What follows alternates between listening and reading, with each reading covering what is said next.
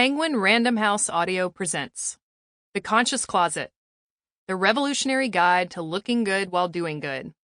This is the author, Elizabeth L. Cline. I'm just trying to change the world, one sequin at a time. Lady Gaga. Introduction. If you want to change the world, there's no better place to start than with the clothes on your back and the shoes on your feet. I'm not being dramatic. I believe it to my core. A look at the facts. Apparel is a $2.5 trillion business that holds up 3% of the global economy and employs hundreds of millions of people around the world, mostly young women. Clothes are our most personal and universal possession. I bet you're wearing this stuff right now. And yet the clothing industry is a far cry from the empowering, innovative, and uplifting force it should be. It is instead among the world's largest carbon emitters, water polluters, and users of toxic chemicals. As much as 8% of carbon emissions are caused by fashion. A third of the microplastic pollution junking up our oceans is coming from what we wear. A garbage truck's worth of unwanted fashion is landfilled in the United States every 2 minutes. And in an industry that makes some people so fantastically rich and famous, there are somehow only a handful of garment workers earning a living wage anywhere. More people than ever are aware of clothing's negative social and environmental impacts and want no part of them. No one wants to feel guilty when they get dressed in the morning. We want and expect to feel good in our clothes. As I've learned, building a more conscious closet takes effort. Anything worth doing does. But it isn't hard or unstylish or expensive. It can be easy and beautiful and accessible to anyone, including you. Beyond that, it will help you get off the fast fashion treadmill, regain your shopping sanity, and uncover your personal style, all while saving you money. It can change the world, and it will change your life. I know because all of this happened to me. 8 years ago, I set out to write my first book, Overdressed, The Shockingly High Cost of Cheap Fashion. As I boarded a plane to investigate the sweatshops in Bangladesh and China, my closet was overflowing with clothes that I didn't like or care about. I recycled, shopped for organic food, used reusable shopping bags, and yet I was ignoring the enormous environmental crisis lurking in my closet.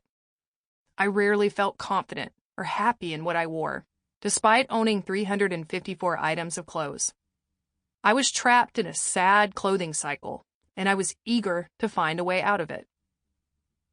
Overdressed was one of the first investigations to draw a straight line between our increasing consumption of fashion and the critical problems of climate change, pollution, and poor working conditions.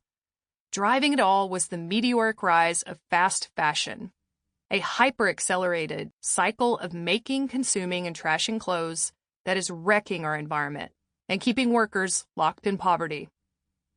After the book came out, countless people turned to me wanting to know how to dress with their values. They asked, how should I shop? What's okay to wear? The truth is, I was often asking myself the same questions. I struggled at first to build a conscious closet.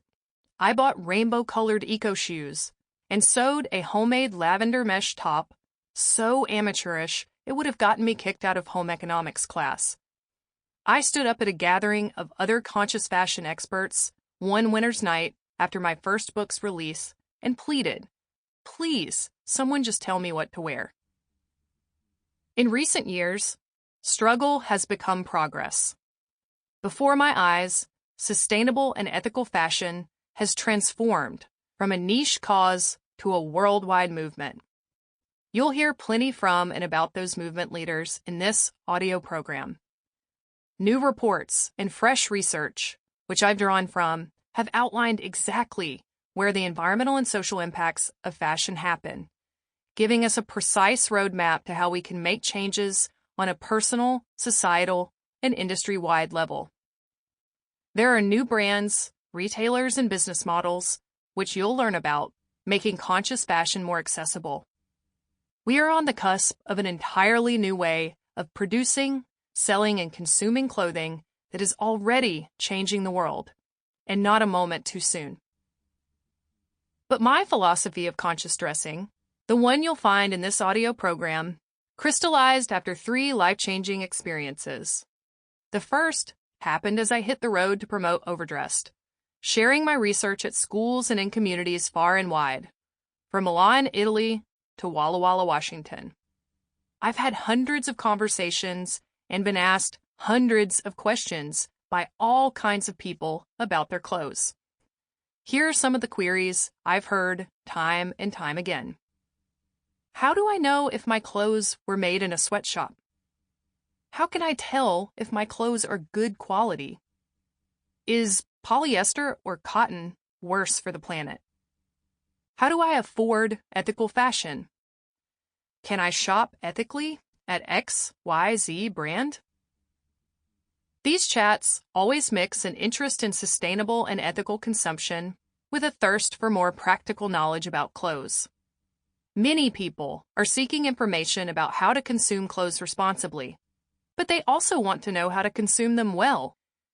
Fast fashion swept away a certain kind of common sense know-how and respect surrounding our clothing, from how to recognize a good buy and shop for quality, to how to sew on a button and mend a hole in a favorite pair of jeans.